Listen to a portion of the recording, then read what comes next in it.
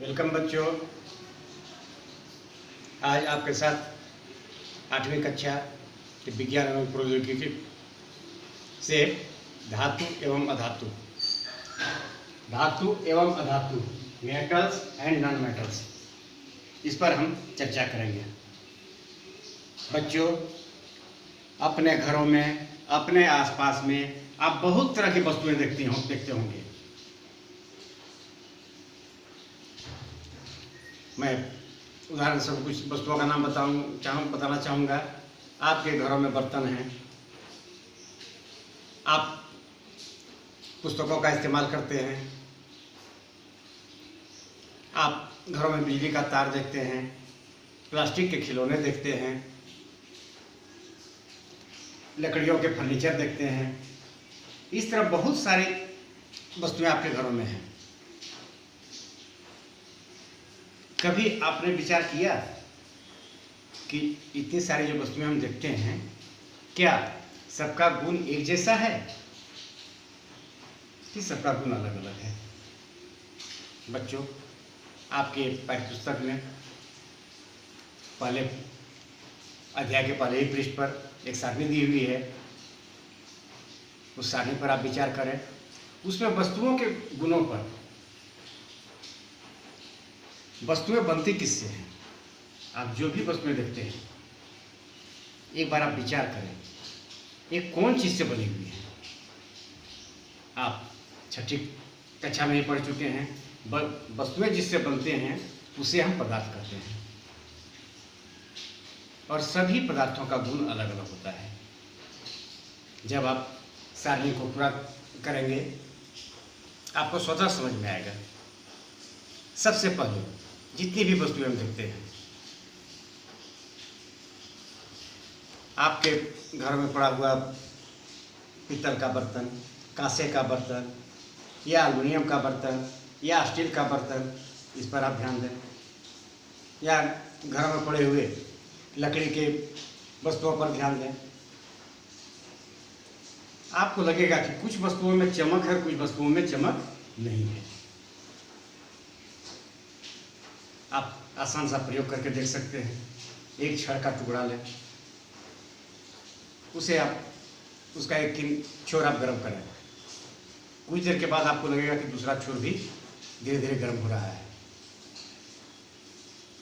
इस तरह से वस्तुओं के गुणों में अंतर आप समझ सकते हैं, और इन गुणों के आधार पर जितने भी पदार्थ होते हैं, वस्तुएं पदार्थ से बनती है, और वस्तुओं में जो गुण होता है वह उसमें निहित पदार्थ के गुण पर निर्भर करता है।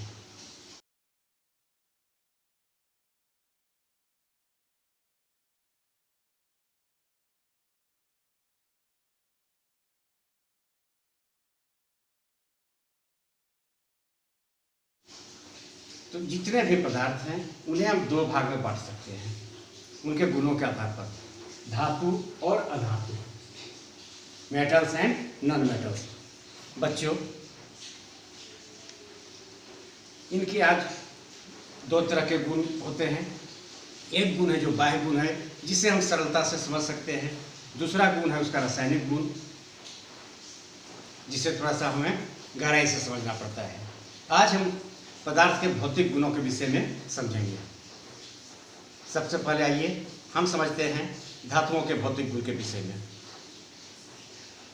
जितने भी धातुएं आप देखते हैं, आप जब पहचानने का प्रयास करेंगे धातु और अधातु को, तो बहुत कुछ आपको एक नज़र में समझ में आएगा। तो उसी में जितने भी धातुएं आप देखेंगे,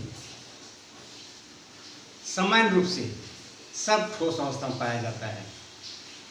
आपने पिघला हुआ लोहा देखा है? हो सकता है आपने धमन भट्टियों में देखा हो, लेकिन वह लोहे का असली स्वरूप नहीं है। आप लोहे को जहाँ भी देखेंगे वह ठोस रूप में पाया जाएगा। यानी जितने भी धातुएं हैं उनका समान अवस्था ठोस होता है। लेकिन अपवाद इस संसार का नियम है, और हर जगह अपवाद पाया जाता है।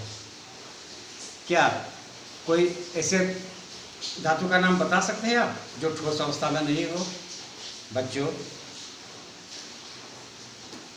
सबसे पहला गुण है धातुओं का इनकी अवस्था, फिजिकल स्टेट। इनकी धातुओं का पहला गुण है धातुओं के गुण।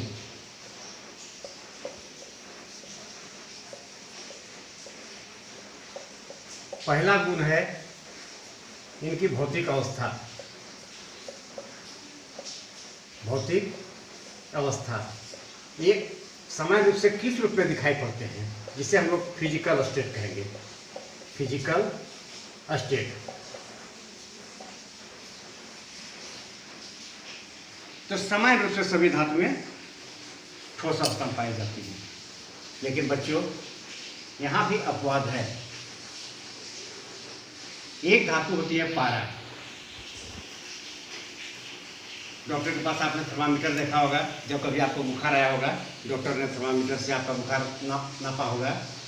उसमें जो चमकीला द्रव होता है वह पारा होता है।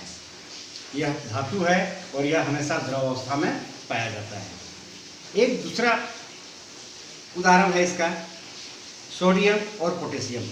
ये दोनों धातु हैं, लेकिन ये द्रव अवस्था में नहीं पाए जाते हैं, लेकिन काफ़ी मुलायम अवस्था में पाए जाते हैं और इन्हें आसानी से हम चाकू से काट सकते हैं। लेकिन बाकी धातु को हम चाकू से आसानी से नहीं काट सकते, जैसे लोहा, चांदी, सोना, एल्युमिनियम, इन्हें हम चाकू से नहीं काट सकते हैं। तो धातुओं का पहला गुण है ठोस। इसका पहला गुण है यह ठोस अवस्था में पाया जाता है। इसके बाद दूसरा गुण, इसका धातुओं का जो दूसरा गुण है यह होता है कि चमक। जितनी भी धातुएं होती हैं, आप लोहे को देखें, जब मकान बनाने के लिए आपके घर में नया छड़ आता होगा, उसे देखें, या आप पीतल देखें, तांबा देखें, सोना देखें, चांदी देखें, सब में चमक होता है। तो धातुओं का दूसरा जो गुण है वह है चमक।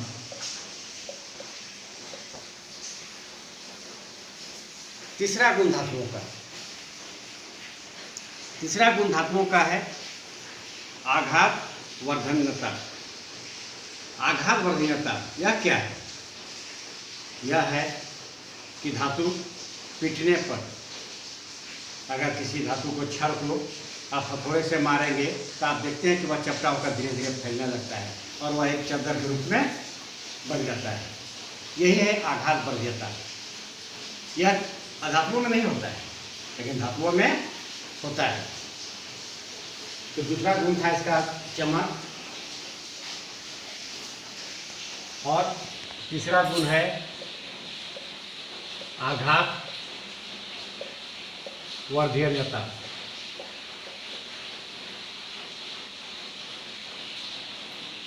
यानी मेलेबिलिटी। इसके बाद इसका अगला गुण है तन्मयता। तन्मयता क्या है? इसमें लचीलापन होता है। धातुओं में लचीलापन होता है। अगर सूखी लकड़ी को आप चाहेंगे तो वह मोड़ें तो नहीं मुड़ता है, लेकिन एक धातु को अगर आप थोड़ा बहुत मोड़ना चाहेंगे तो उसमें लचीलापन होता है। और दूसरी चीज़ क्या है? इसे खींचकर हम इसका पतला तार बना सकते हैं। आपने तांबे के पतले बहुत ही बारीक महीन तार को भी देखा होगा, तांबे के, एल्युमिनियम के या लोहे के तारों को भी आपने देखा है। तो इसका तन्मयता, इस तरह से इसका जो अगला गुण है वह है ध्वन्यात्मकता, सोनोरस। किसी भी धातु को आपके विद्यालय में कक्षावार घंटियां बजती हैं। वह घंटी कौन सी चीज बनी हुई है? वह घंटी निश्चित रूप से किसी न किसी धातु की बनी हुई है। धातु पर जब चोट मारा जाता है तो उससे एक खनकदार आवाज़ निकलती है। यही है ध्वन्यात्मकता, सोनोरस, धातुओं का अगला गुण।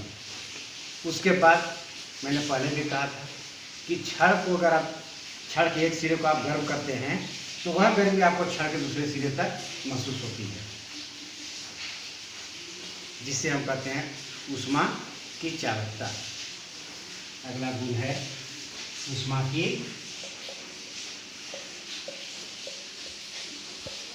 चालकता।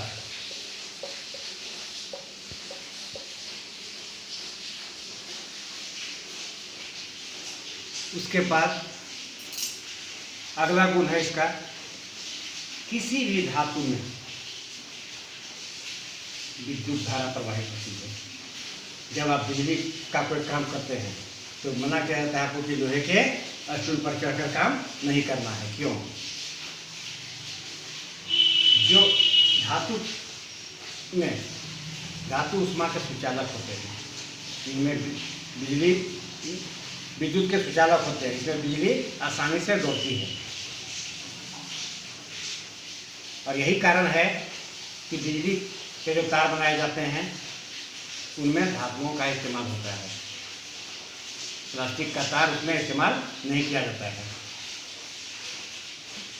अब इसमें भी है कि क्या सभी धातुओं की विद्युत सुचालकता एक जैसी है? नहीं। आप याद रखेंगे बच्चों, विद्युत सुचालकता के मामले में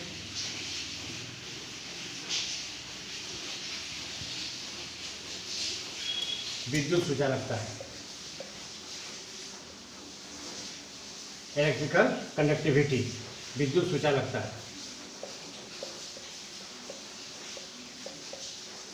चांदी सबसे अधिक विद्युत की सुचालक होती है। इसके बाद नंबर आता है सोना का, फिर तांबा और एल्युमिनियम है। ये सब अति सुचालक है। लोहा भी विद्युत का सुचालक है, लेकिन जितनी सुचालकता इनमें है लोहा उसकी अपेक्षा के कम है। आप कहेंगे जब चांदी सबसे अच्छा सुचालक है विद्युत का, तो फिर बिजली के तारों में चांदी का इस्तेमाल क्यों नहीं होता है? बच्चों, चांदी और सोना बहुत ही महंगे धातु हैं, इस कारण इनका इस्तेमाल विद्युत के तारों में नहीं किया जाता है। एल्युमिनियम निश्चित रूप से सस्ती धातु है, इसका इस्तेमाल विद्युत के तारों में किया जा सकता था, लेकिन इसका जो लचीलापन है वह काफ़ी कम होता है और एल्युमिनियम के तार को बार बार मोड़ने पर यह टूट जाता है। इस कारण विद्युत के तारों में अधिकांश तांबा का इस्तेमाल किया जाता है।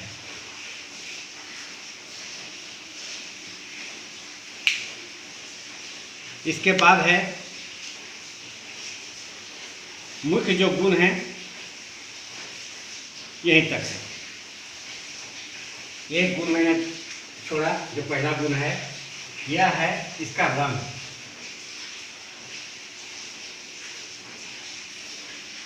सामान्य रूप से धातुओं का रंग भूरा होता है। सामान्य रूप से धातुओं का रंग भूरा होता है, लेकिन अपवाद में कुछ धातु हैं जिनका रंग पीला, लाल या सफ़ेद भी होता है। जैसे चांदी सफ़ेद, सोना पीला और तांबा लाल रंग का होता है। एल्युमिनियम का भी रंग आपने देखा होगा, उसका भी रंग सफ़ेद तो नहीं होता है, लेकिन उसे हम भूरा भी नहीं कर सकते हैं। तो ये सामान्य गुण हैं धातुओं के।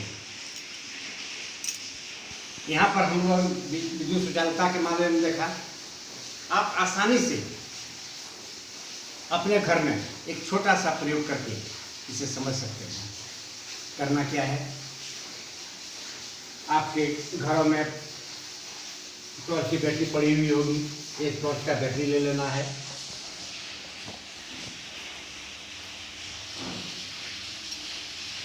और थोड़ा सा तार आपके घरों में पड़ा हुआ होगा, बिजली का तार, उसे ले लेना है। एक टॉर्च का बल्ब लेना है, हम क्या करेंगे, बल्ब बैटरी के एक छोर से तार निकालेंगे और बल्ब में जोड़ देंगे। यह हमारा बल्ब है।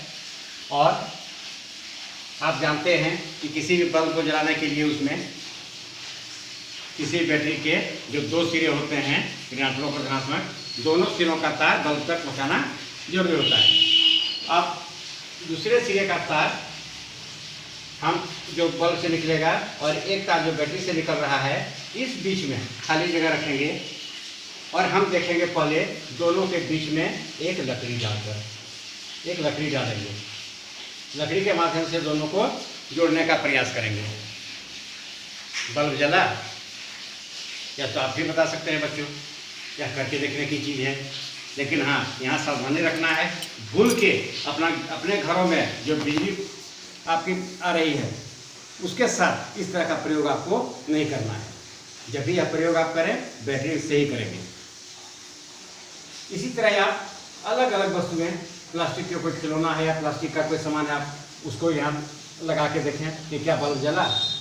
फिर आखिर में कोई धातु का डाल के देखें, आपको पता चलेगा कि बाकी तो नहीं जला, लेकिन धातु से बल्ब हमारा जल गया। इसी से सिद्ध हो जाएगा कि धातु ऊष्मा का सुचालक होता है। इसके ठीक उलट अधातुओं का गुण है। अगर धातुओं के गुण को आपने ठीक से समझ लिया है तो अधातुओं के गुणों को समझने में आपको बहुत कठिनाई नहीं होगी। अधातुओं के गुण,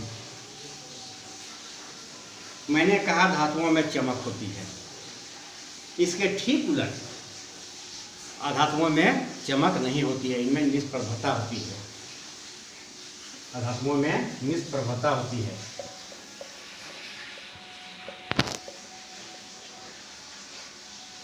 यानी इसमें चमक नहीं होता है, ये गैर चमकदार होते हैं, डल। लेकिन यहाँ भी अपवाद है बच्चों। आप बता सकते हैं किसी ऐसे अधातु का नाम जिसमें चमक हो? खुद आपके बस्ते में पड़ा हुआ है। आप जिस पेंसिल से लिखते हैं उस पेंसिल में लकड़ी के अंदर जो पदार्थ पाया जाता है उसका नाम है ग्रेफाइट। यह अधातु है और यह चमकदार होती है, इसे आप याद रखेंगे। ग्रेफाइट अपवाद के रूप में ग्रेफाइट,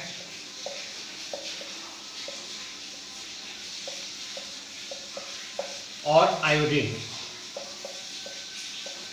आप जो नमक खाते हैं उसमें आयोडीन की मात्रा होती है।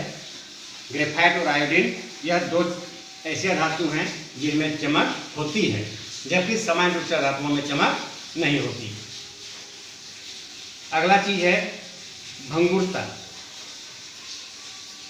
धातु को जब किसी चीज से पीटा जाता है वे आसानी से टूटते नहीं हैं। यह सामान्य गुण है धातुओं का, लेकिन वहां एक अपवाद है।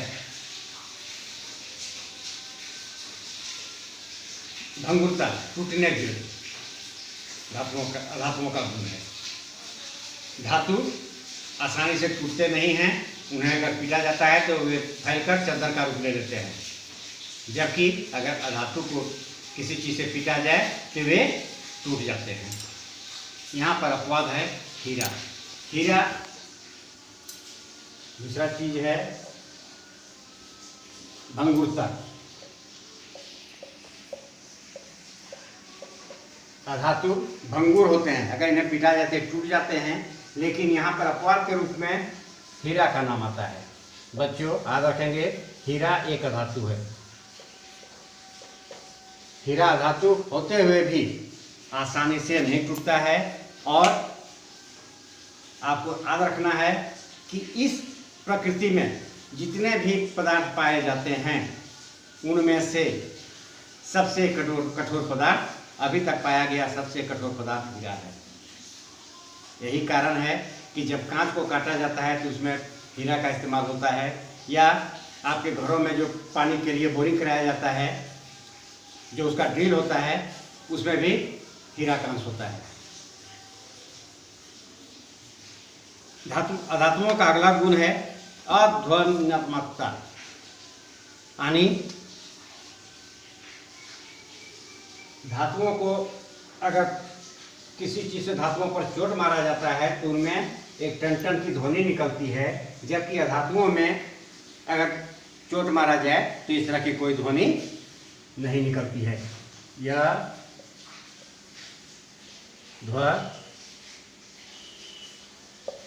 अध्वनकता, यह है साउंडलेस कहिए या नॉन सोनोरस। अगला है विद्युत कुचालक। धातु विद्युत के सुचालक होते हैं, जबकि अधातु विद्युत के कुचालक होते हैं। अभी एक जो समय दूसरे मैंने बोर्ड पर दिखाया है आपको कि जब हम लकड़ी डाल के बीच में देख रहे थे बल्ब नहीं जलता है, आप घरों में करके देखेंगे, लेकिन जहाँ हमने कोई धातु डाला बल्ब जल उठा। नहीं, धातु विद्युत के सुचालक हैं, यही अधातु विद्युत के कुचालक हैं। बच्चों, यहाँ पर एक अपवाद है, आपको याद रखना है। अभी कुछ देर पहले मैंने आपको बोला ग्रेफाइट, जो आपके पेंसिल में पाया जाता है। आप जो प्रयोग बल्ब जलाने का करेंगे उसमें बहुत ही सावधानीपूर्वक अपने पेंसिल को धीरे धीरे छीलकर पूरे लकड़ी को हटा दें। आपको पतला सा ग्रेफाइट का एक लंबा सा छड़ मिल जाएगा और उन दो तारों के बीच आप इस ग्रेफाइट को छड़ को रख के देखें, आप पाएंगे कि आपका बल्ब जल गया, जो सिद्ध करता है कि ग्रेफाइट अधातु होते हुए भी विद्युत का सुचालक है। यह इसे हम लोग अपवाद में रखते हैं। समान रूप से अधातु विद्युत के कुचालक होते हैं, लेकिन ग्रेफाइट विद्युत का सुचालक होता है। ऊष्मा कुचालकता, अगला गुण है ऊष्मा कुचालकता।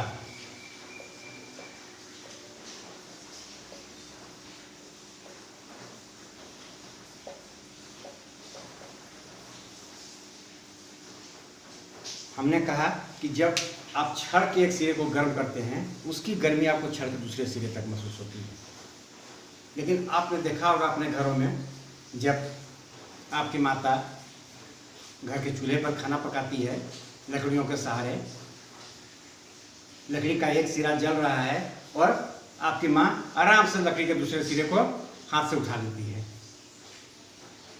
जिस तरह धातु के एक सिरे को अगर हाथ से छुआ जाए दूसरा सिरा गर्म हो जाता है, अधातु के साथ ऐसा नहीं होता है। अधातु को जहाँ गर्म किया जाए वहाँ वह जल जाएगा, लेकिन दूसरे सिरे तक उसकी गर्मी नहीं पहुँचेगी। ये ऊष्मा के कुचालक होते हैं। बच्चों, आज का पाठ यहीं तक है। इसके अगले भाग में हमने आज धातु और अधातुओं के भौतिक गुणों के विषय में जाना।